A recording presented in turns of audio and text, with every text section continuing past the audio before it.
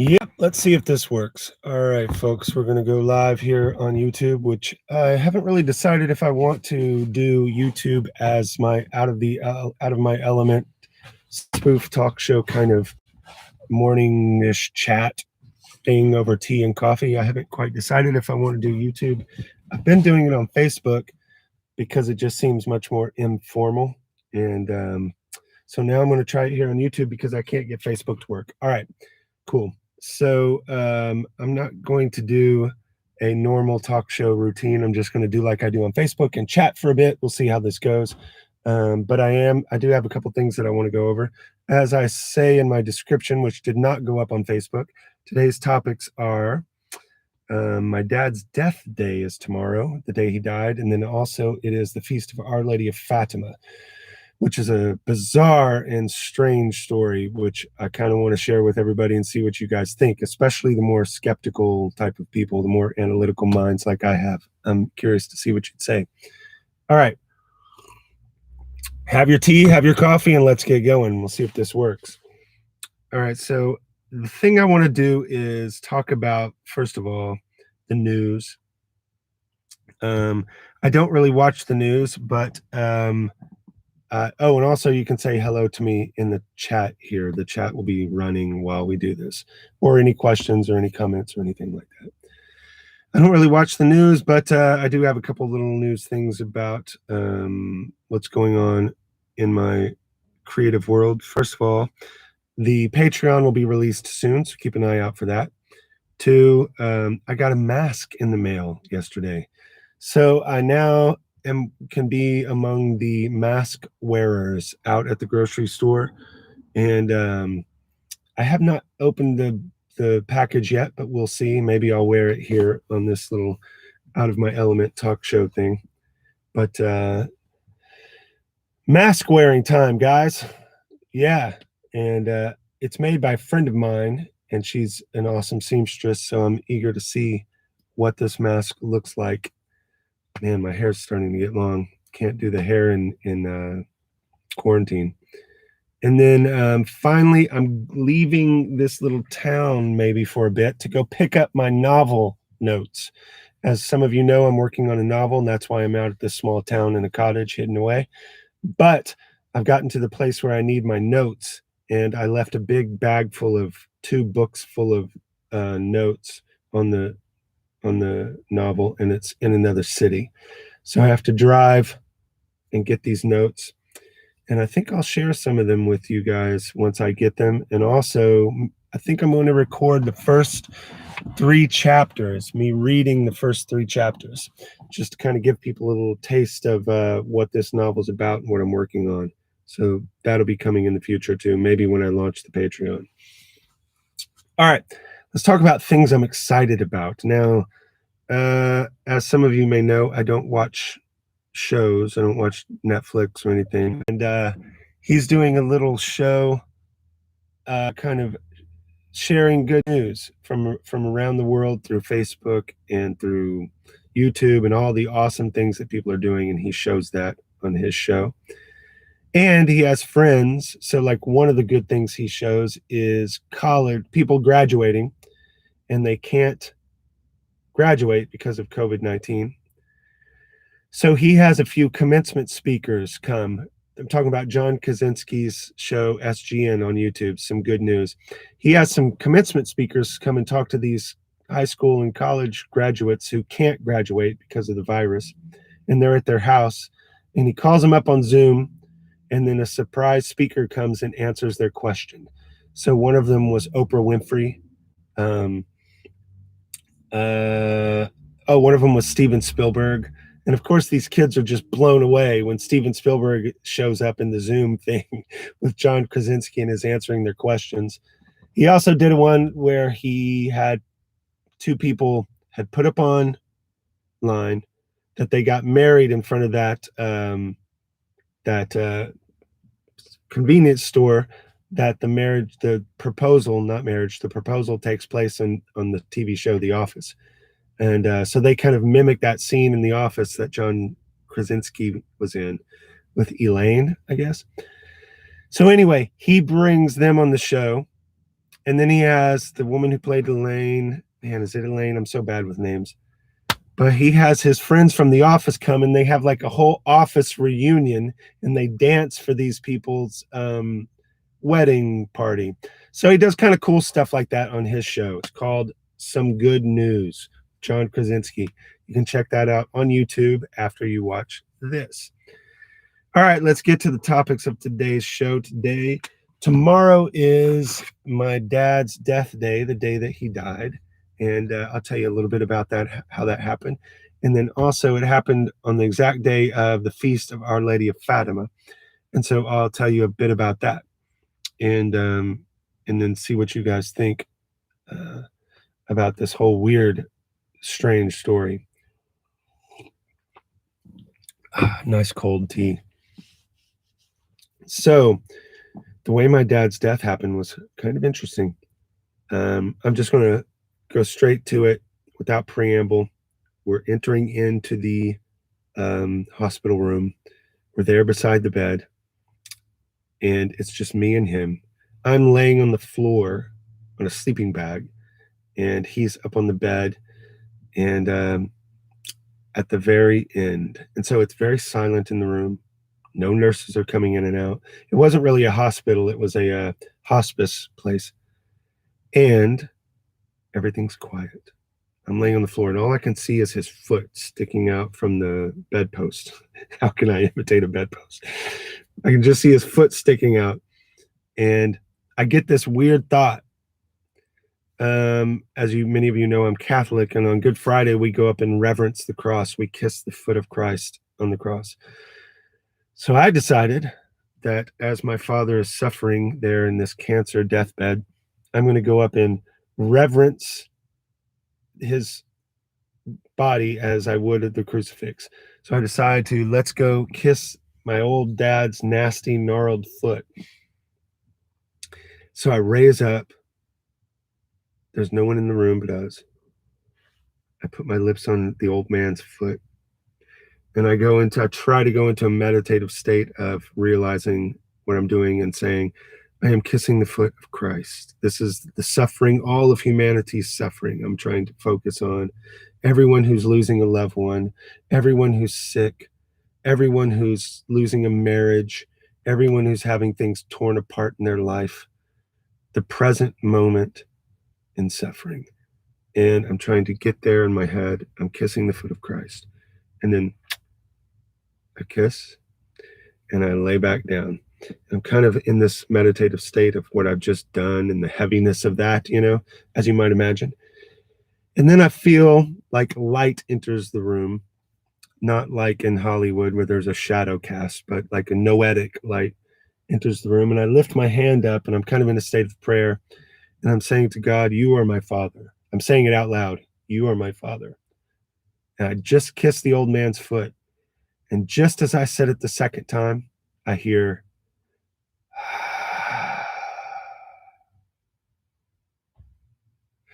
and if you've ever been around a deathbed, you know that's the sound of the last breath escaping someone. And so I couldn't see him. I could just still see the foot. And I'm laying down on the ground, and I hear that. And I'm like, are you kidding me? I say it out loud. Are you kidding me, Dad? You leave right at this beautiful moment. And I jump up and I run around the bed, and I see his face. And the only thing you see is a couple little contractions of the mouth as the body, through its decades of doing this act of breathing in, is trying to do its last breath in, and there is none. And then he's gone. And so, of course, it was an amazing moment. I mean, you're seeing the death of your father, but it also happens at this precise and holy time of meditation. And so every time I tell this story, people say, that was God giving something to you, a peace for you. And of course, how can I not agree with that? It's in such a horrible scene, when it happens in such a beautiful timing, integrated with your whole belief system, it's helpful. Just put it that way. It's helpful. So that's how the old man left this world. And so I would be talking about it tomorrow, which is the Feast of Our Lady of Fatima, but the reason I'm doing it today instead of tomorrow is that tomorrow is a feast day, and on feast days, I don't do stuff. I don't do work. It's just kind of a meditation time. So now I'm going to tell you about tomorrow's feast day, which is the exact same day my father died. And that's also a very nice grace because while I'll be in the headspace of dad dying and the whole weight of that coming back around, it's also a feast day and a day of celebration and stuff. So if you just tuned in, I've just talked about dad's death, and now I'm moving into, wow, I've deja vu'd this also. And now moving into talking about the Feast of Our Lady of Fatima. So warning, I do this on my YouTube channel, and I tell everyone that I'm going to give you warning if things go religious, to honor your free will and to honor your conscience. If you don't want to hear about religious stuff, you can tune on out. But this is the Feast of Our Lady of Fatima, when reportedly the Blessed Virgin Mary appeared to 3 shepherd kids in Fatima, Portugal in 1917. So about 100 years ago. All right, so people can make all kinds of claims. You know, I saw the Virgin Mary in a tortilla or whatever. This kind of stuff happens all the time, I guess. But why is this one different? And why is this one weird enough for me to talk about? Even though I have an extremely critical mind, as I say, I'm an atheist sympathizer. But why would I even mention this one? If you've never heard this story, it's kind of mind-blowing and hard to believe. It's hard to believe even if you're like a super devout church lady praying your rosary every day at church. It's an amazing, bizarre story. And tomorrow I'll be celebrating it with a nice feast and some lasagna made by the woman who owns my cottage, Marilyn. Thank you, Marilyn. All right, so here's the story. 3 shepherd kids claim that they see the Blessed Virgin Mary. They're like 5 years old to 7 or 8. I don't know, something like that. 10, whatever. They're little kids. And they're in a teeny tiny town in Portugal called Fatima, and no one really knows about the town. Now, of course, it's a huge site with a huge building, and millions of people visit there. But there are only a few apparitions of Mary that are approved by the Catholic Church. And when they say approved, they don't mean that they're saying that this actually happened.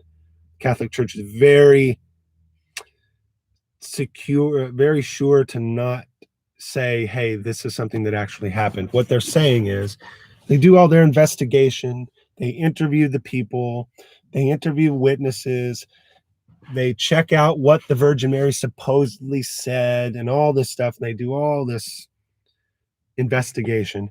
And then if they agree with it, they say, all right, we're not saying this happened, but we're saying that the faithful, if they want to believe it, there's nothing evil in it, or there's nothing devilish, or there's nothing against faith and morals. So you can believe it if you want to. That's the only thing it means if the Catholic Church approves it. Doesn't mean that they're saying it really happened.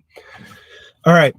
So there's only a few approved apparitions of the Blessed Virgin Mary, and I think there's like 8 or something like that, maybe less.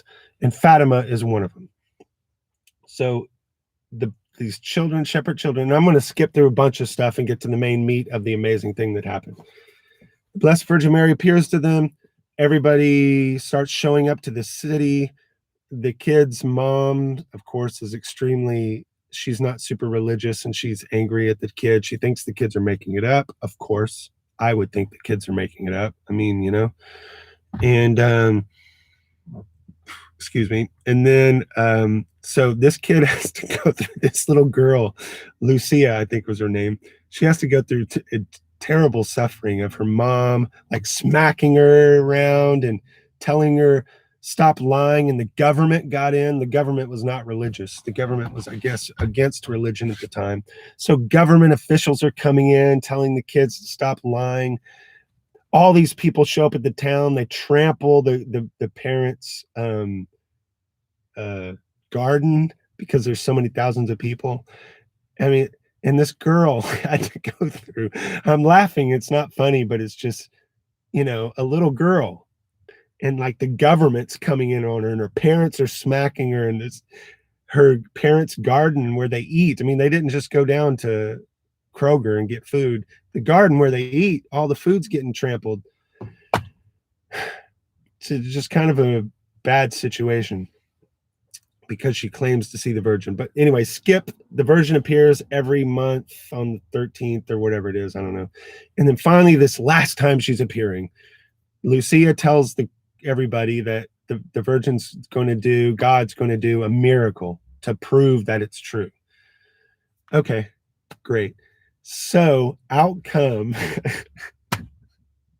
it's so unbelievable that I had to go look it up and I'm still, my mind is so doubtful, I guess, that I still am like, but I had to see the newspaper articles and I had to see this to really kind of believe that it's true. But what happened on this last apparition that this girl said a miracle was going to happen was 70,000 people show up in this town. This is a little bitty town, smaller than the little town I'm in right now. 70,000 people are on this mountainside, and the newspaper comes out. All the atheist, anti-religious government press shows up. Government officials show up, and 70,000 people show up. And this little girl with her two friends who say they saw the Blessed Virgin Mary are kneeling down and praying the rosary. And it's raining. So all these people are standing out in the field, and it's like sopping wet, muddy. They have their umbrellas. Miracle's supposed to happen, people. So it's supposed to happen at noon. Noon rolls around, nothing happens. The priest tells the little girl, hey, you need to stop this. Okay, enough is enough. The priest is telling her to stop. She goes, no, no, no, no, no. It's the Virgin Mary's going to appear. A miracle's going to happen. And then the Blessed Virgin apparently is what they say. She appears. Then the little girl tells everybody to fold up their umbrellas. It's raining, y'all. She tells everybody, the Virgin Mary or whatever says, fold up your umbrellas. Everyone folds up their umbrellas.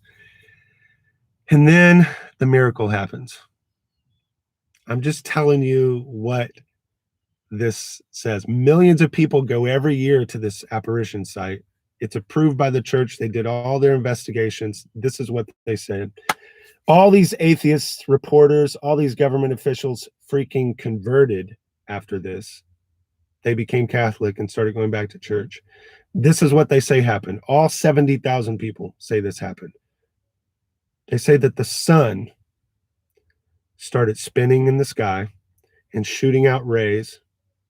Then the sun danced around the sky, moved around, and then it plummeted towards the earth.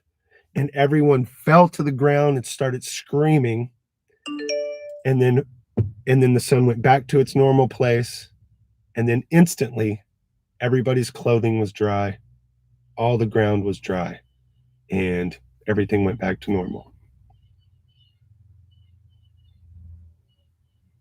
That's the story. That's hard to believe, folks, but 70,000 people saw it. And then at the exact same time, there came a report from a army ship that was out in the off the coast of Portugal. There came a report from an army vessel that they saw the sun moving around in the sky, totally separate from this crew.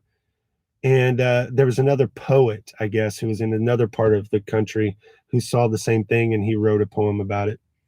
Wasn't there. So that's hard to believe.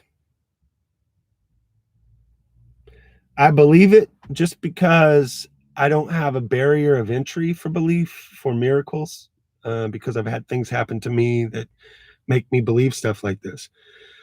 But it's still hard to believe. But 70,000 people saw it at once. The government newspaper that was against religion reported it on the front page. These newspaper reporters converted. So anyway, if you've never heard this Fatima story, there's a movie from 1952 about it. It's a black and white movie, I think. But anyway, I'm going to watch it tomorrow. I've never seen this movie. It's on YouTube. I'm going to rent it and watch this Fatima movie. I don't really know a super lot about it. I studied some yesterday and the day before, and I've been looking into it as we're going up to this festival just to see this. How can this be true? I mean, Amazing Randy, get on it, brother. If the Amazing Randy can disprove this one, go for it, friend. This is a little bit more than Uri Geller saying that he makes a spoon break in half. I mean, this is 70,000 people saying that they saw something. So anyway, that happened on the day my dad died. So that kind of helps me deal with the death in such a joyous day as the Feast of Our Lady of Fatima. All right, folks, it's been about 23 minutes. I'm about done with the coffee. The guy with the windblower is coming to clean the road, and that's time to go. Like at the end of the old Carol Burnett show when she came out and sweep the stage. That's an old memory.